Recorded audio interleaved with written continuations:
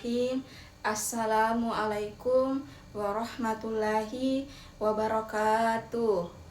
Alhamdulillahirabbil alamin. Wassalatu wassalamu ala asyrafil anbiya'i wal mursalin wa ala alihi washabihi ajmain, amma ba'd.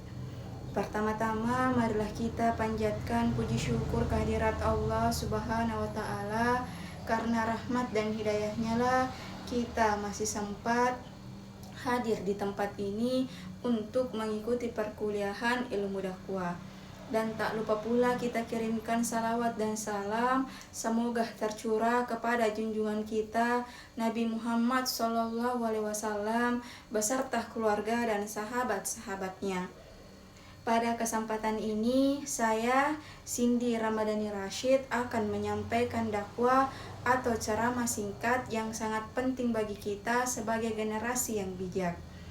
Bayangkan kalian adalah navigator yang akan menuju destinasi impian. Tetapi perlu diingat, navigasi bukan hanya tentang arah, tetapi juga tentang cara. Pada zaman modern ini, kita sering dihadapkan dengan banyak pilihan dan opini yang berlawanan.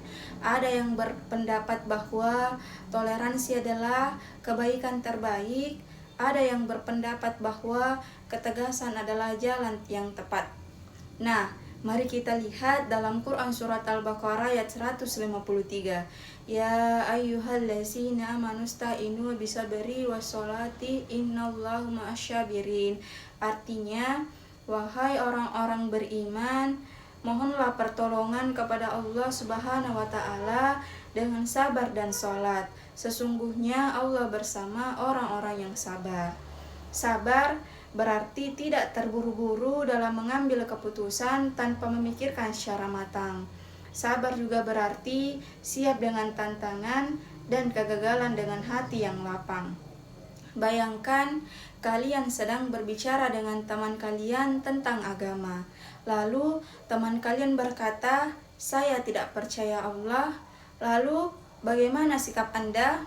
Allah berfirman dalam Quran surat Al-Baqarah ayat 164 yang artinya yaitu sesungguhnya dalam penciptaan langit dan bumi, silih bergantinya malam dan siang, bahtera yang berlayar di laut membawa apa yang diperlukan manusia, dan Allah turunkan air dari langit berupa hujan untuk menghidupkan bumi yang sudah kering atau mati.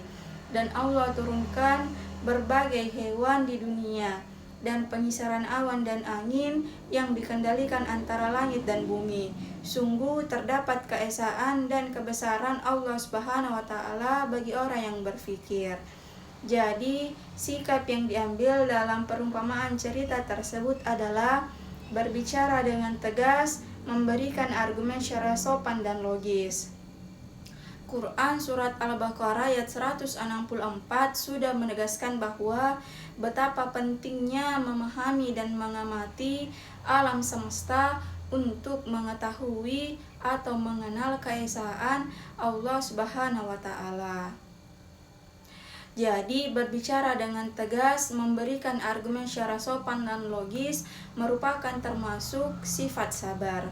Selain sabar, kita juga harus peduli terhadap lingkungan sekitar.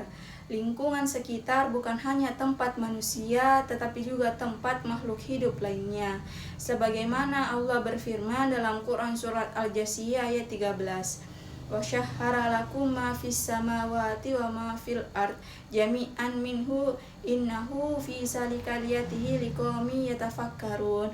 Artinya, Dia telah menundukkan pula apa yang ada di langit dan apa yang ada di bumi semuanya sebagai rahmat darinya. Dengan demikian merupakan tanda-tanda keesaan Allah Subhanahu wa taala bagi orang yang berfikir. Dunia ini diciptakan secara sempurna dan harmonis. Maka kita sebagai generasi sekarang haruslah menjaga dan mempertahankan agar tetap seperti itu. Kita sebagai generasi sekarang haruslah menjadi navigator yang bijak terhadap langkah yang diambil dalam kehidupan ini. Ingatlah, navigasi bukan hanya tentang arah tetapi juga tentang cara. Sebagaimana Allah berfirman dalam Quran surat Luqman ayat 17.